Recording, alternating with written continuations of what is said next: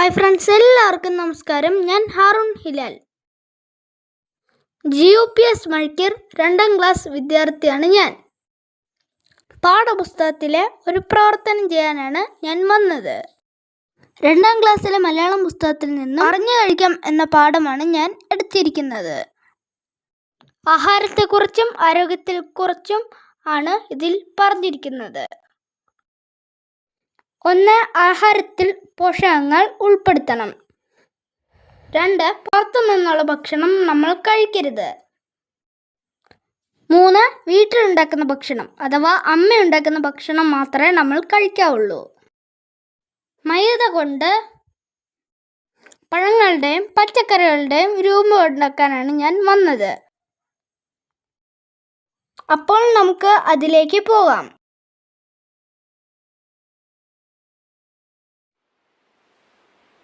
പച്ചക്കറികളുടെയും പഴങ്ങളുടെയും ചില മാതൃകകൾ ഞാൻ എടുത്തിട്ടുണ്ട്.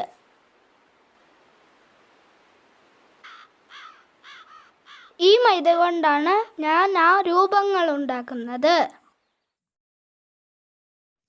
അപ്പോൾ നമുക്ക് പരിപാടിയിലേക്ക് പോകാം. ഒരു പാത്രത്തിൽ ആവശ്യത്തിന് മാത്രം വെള്ളം എടുക്കുക, കൂടിപ്പോരുത്. അതിലേക്ക് നമുക്ക് മൈദ ഇട്ട് കൊടുക്കാം. ഇനി അത് നന്നായി കുഴച്ചെടുക്കണം. നമ്മൾ മുന്തിരിയുടെ രൂപം ഉണ്ടാക്കാൻ പോകുകയാണ്. അതിനായി കയ്യിൽ എണ്ണ പുരട്ടി മുന്തിരിയുടെ രൂപത്തിൽ പുരട്ടുന്നു. ഇനി നമുക്ക് അതിലേക്ക് മാവ് നിറയ്ക്കാം. കൈ അടക്കി വെള്ളത്തിൽ മുക്കണം. ഞാനത് കമഴ്ത്തി കാത്തിരിക്കുകയാണ്. ഇനി നമുക്ക് ഏത്തപ്പഴം തയ്യാറാക്കാം. അതിൻ്റെ ഇടയ്ക്ക് ഞാൻ മാവിൽ കളിക്കുന്നുമുണ്ട്. ദാ ഏത്തപ്പഴത്തിൻ്റെ രൂപം കിട്ടിയിരിക്കുന്നു. അങ്ങനെ ഞാൻ തയ്യാറാക്കിയ രൂപങ്ങളിൽ നിറം കൊടുക്കുകയാണ്. ഞാൻ തയ്യാറാക്കിയ പച്ചക്കറികളുടെയും പഴങ്ങളുടെയും രൂപങ്ങൾ ഒരു വാഴയിലയിൽ നിരത്തി വെച്ചിട്ടുണ്ട്.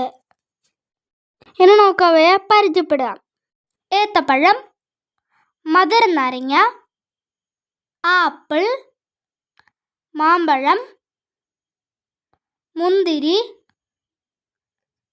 കൈതച്ചക്ക, സ്ട്രോബെറി, നാരങ്ങ. ഇനി പച്ചക്കറിയിലേക്ക് പോകാം.